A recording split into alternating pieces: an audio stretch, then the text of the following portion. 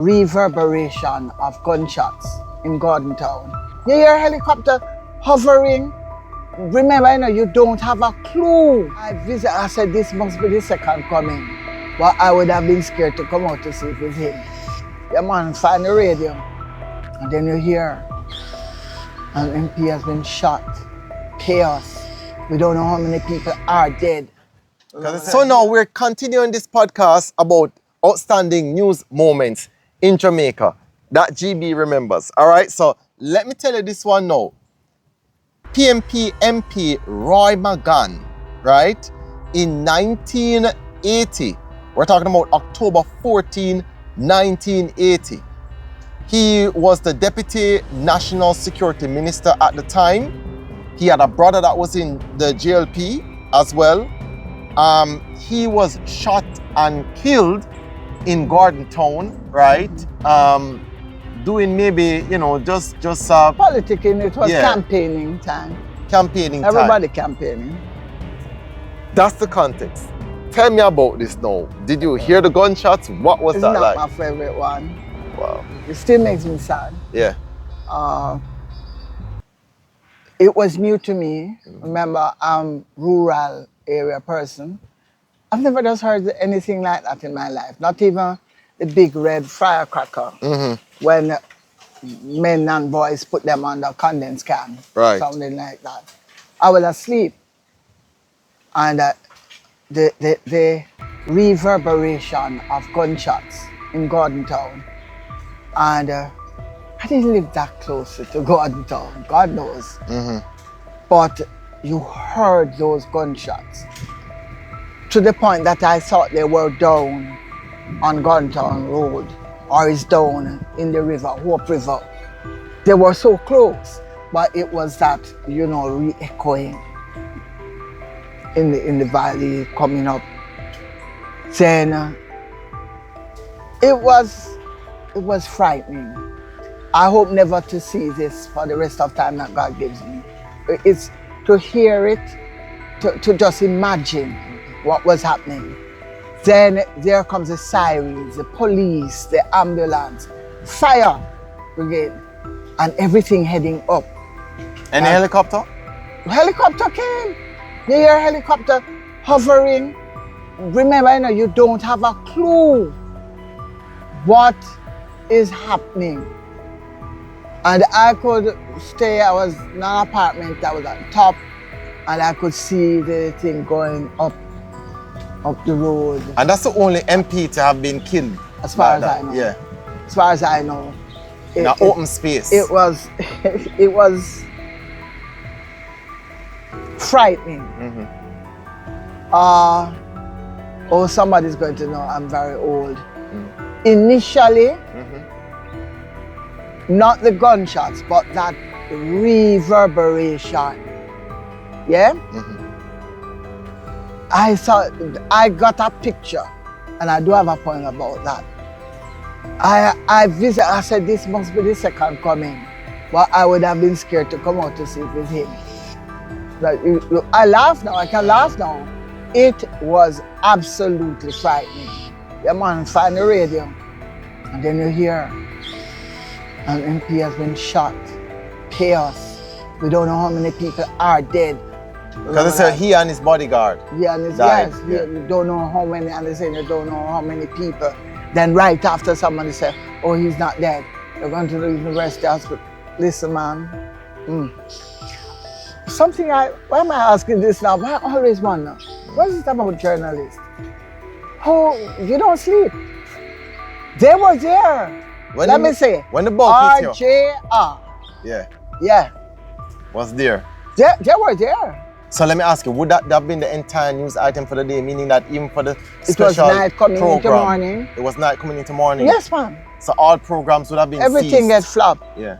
Everything, call-in show and whatever, that people just, Jimmy, on the spot reports. I'm going to ask you something about that time, but two things I want to do first. I want persons to support your poem. So GB has her poem out. It is Her Power and Her Glory. Her Power and Her Glory. All right, so I really want persons to... Yeah, man, I definitely want those who are watching. Yeah, that's okay. I want, you know, to see it, right, and to support it because Oh, I you love don't to have a support copy? our retired teachers, and she's an excellent teacher. Taught me, taught many persons, taught at JC for 40 years. No. Over 40 years. No, 36 It at still Jamaica kept College, on, 2 years at right? KC. So JC and Casey, right? And she's Well, also a cancer survivor. I love her to death.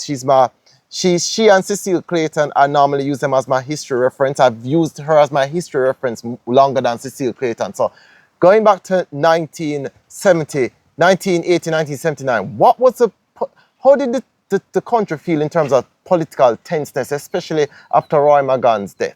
How did it feel you living in the city? I was always afraid. Okay. I'll admit that I became very fearful. Um, I love to walk. I stopped walking. I used to walk home, you know. Um, you felt that if you were associated with certain people, depending on who is on the other side, your life would be in danger. So nobody never want to share who them vote for either. Our people became very, very Fearful. private about their political affiliation. Yeah, to the point where I know that among some persons they became suspicious if you would mention anything political, and it's so well. I became suspicious when all of a sudden, if you're in a space and somebody started to, so maybe when I look back at it, people just want to vent or to ask why. But it brought suspicion. You suspects say you know about that and say anything because they're related to X and they, well, no. I hope we never go back to that. No political links. Yeah. But All right, so that's life. let's just talk about the outcome of this, right? So the outcome of all of this is this one, and I'm trying to give everybody who is watching as much information as possible. All right. So there was this Magan chicken and egg farm. Was he related?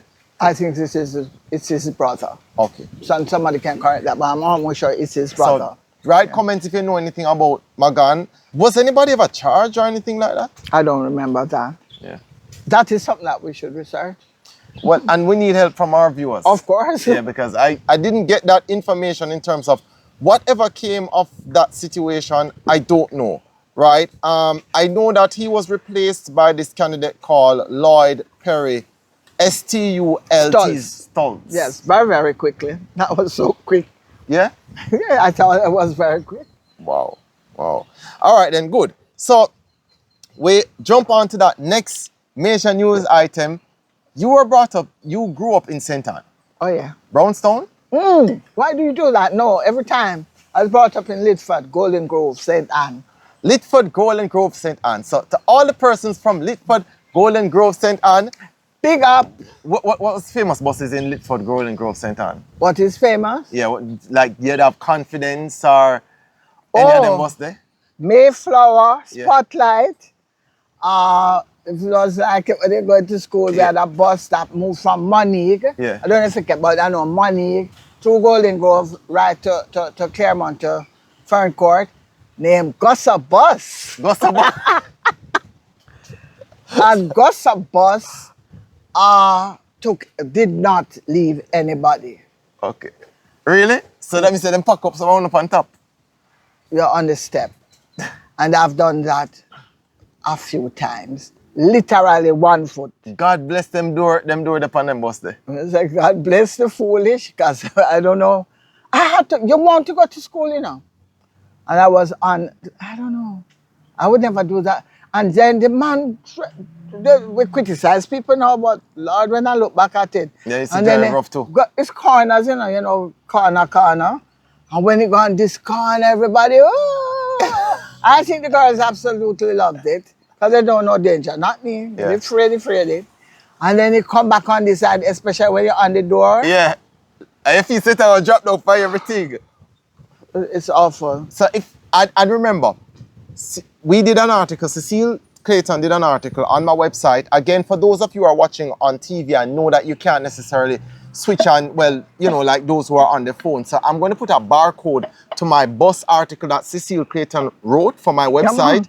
And she talked about the bus, she talked about the train, all the different names of the buses, as well as she did a video on my YouTube page as well. So if you want to see those buses, them long time buses there, you can go back to that. And they carry market people. Yeah, man. So I'm going to put the barcode on the screen that while you're watching this on your TV, you just hold up your phone and you can bring your phone close to it if it's not catching it, and it will carry to the direct article so that you can watch more. Because I want them watch. I love the communication. It's fabulous. GB, I read like what a lot of us don't know. You know, I read so much of the comments because that's where I get ideas. In the 1970s now, you said something fascinating happened. That's cool. So there's this guy by the name of Dr. Ivan Lloyd, right? He was on the PMP ticket, and then his son, right, who did something that was very untraditional at the time. But also non-traditional, never happened before. Never happened before. He stepped down. Yeah. And I suppose people figured that his son would get the position, but his son, yes, wanted his position, but he was running on the JLP ticket. Okay. So his son ran on the JLP ticket? Yes, he did. And that was when Seymour Mullings ran on the PNP ticket, if my old head serves me right. I'm sure. Yeah. So we have never had a son or a child run on the opposite ticket from... Not that I'm aware. But, not as an MP. And the strong, I can say, the strong PNP people, supporters, thought it was almost like a tragedy. You know, it was saw the son as a traitor. But yeah, people, he didn't have to. There's no rule that said he had to. Right, right. So but it was an unfortunate choice because even, and I'm not joking, even the people, supporters of the Jamaica Labour Party, they didn't vote for him. They thought he was out of order. How could you do that to the great Ivan Lloyd? Ivan Lloyd look after everybody. Dr. Lloyd make him own medicine in liquid foods. You know, soda? Yeah. Aerated water, soda bottle. Yes. Like to make... Share this me and he made his own medicine and he looked after Was everybody. he one of those political figures that, like some political figures, it doesn't matter which side they're on? And if he had gone to jail, people would vote for him. And I figured that. Okay. And his wife was a fabulous midwife. Okay. Who brought my last brother into the world. Okay then. Yeah. All right, so we'll just clear up the ear on all of this, right? We're not pushing any political party, no, man. Right? We talk about bad things.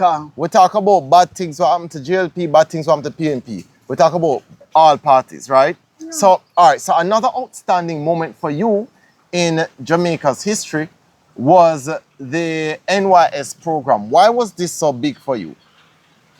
Oh, it brought me into adulthood. It made me begin to understand the politics of the people. Because here we're now talking about going Republican, cutting ties with the British. But that came too. One thing that will stand out for me in the 70s is that 1972, almost sure, was when several policies came that supported the youth, the young people of the country, and policies that encouraged young people to look beyond becoming a casual laborer at a bauxite company, like in my district. Right. Going to want to climb up to come to this wonderful place.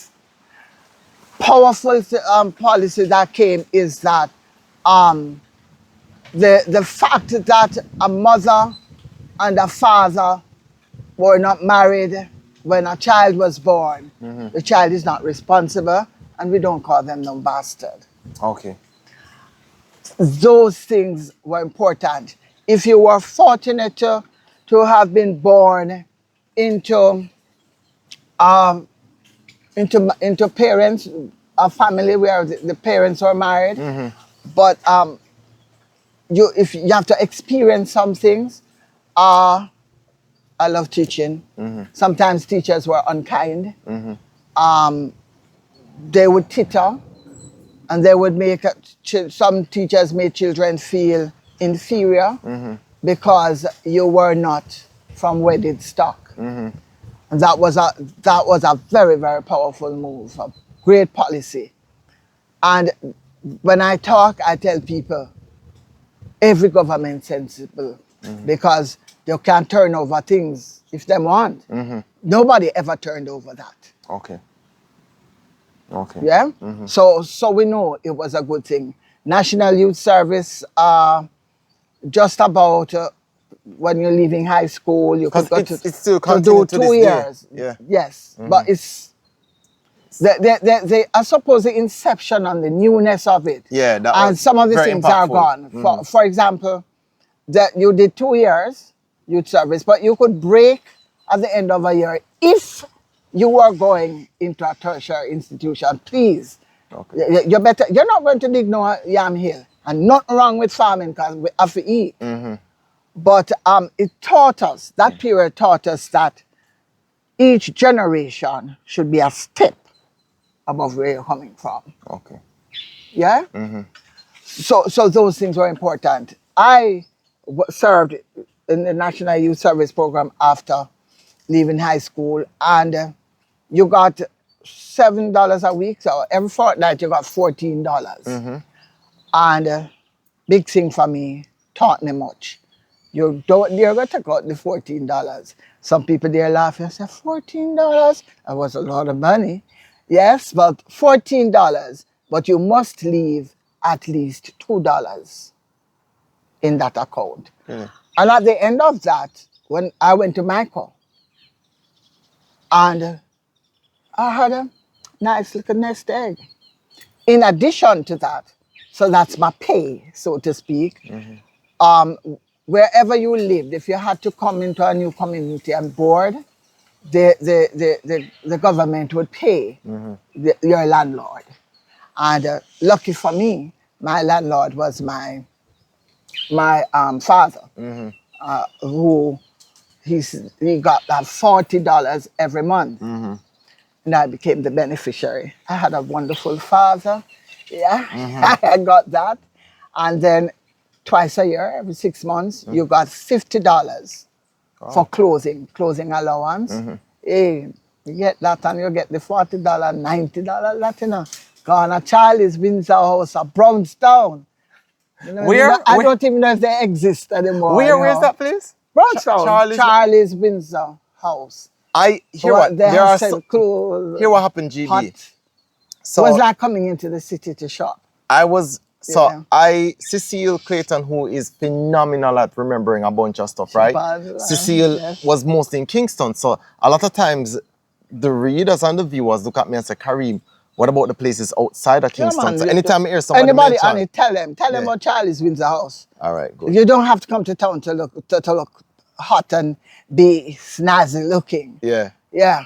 And well, personally, I never did like shopping in Ocherius area. Not here in Ochi. Them have too much tourists and fabric we make for tourist people. Gotcha. But So you wanted. Yes, you know.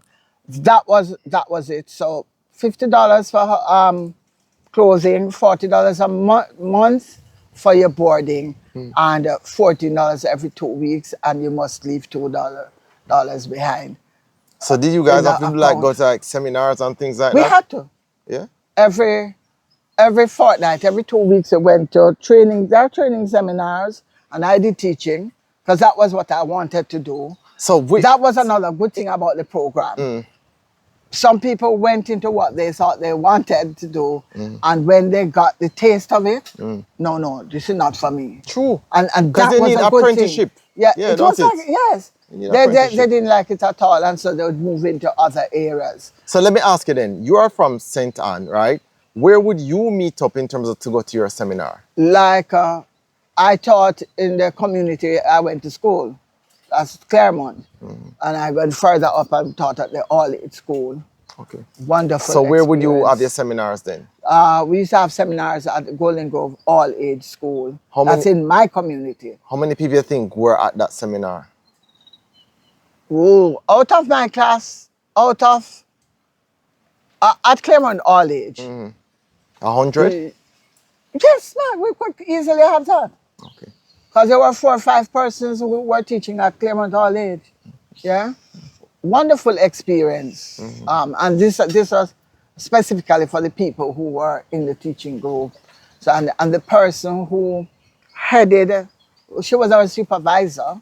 She also was a trained teacher. She was principal of, I think, Golden Grove all age at one So time. I have to give, at this moment, I have to give like 2 places credit then. The National Youth Service NYS and Heart was also a good. Heart, Yeah. Heart. We have to do it now. Heart is just a name change. Yeah. And many things are upgraded, change, Yes. additional. We don't stay stagnant in this country. Yeah, But yeah. So that was, Heart program was for very me, it was the good. greatest thing. Don't let me leave out that in that period of the 70s, you were allowed, because there was a push for education of the masses, and I'll use that term. And so, because the affordability of the poor and the dispossessed was always there, and we don't get to come to this wonderful place. That was changed, and so people had free education up to this level, right here, up to the university. I went to Michael, free. So you know why I never did run go nowhere. You never want to leave Jamaica? I'm forever grateful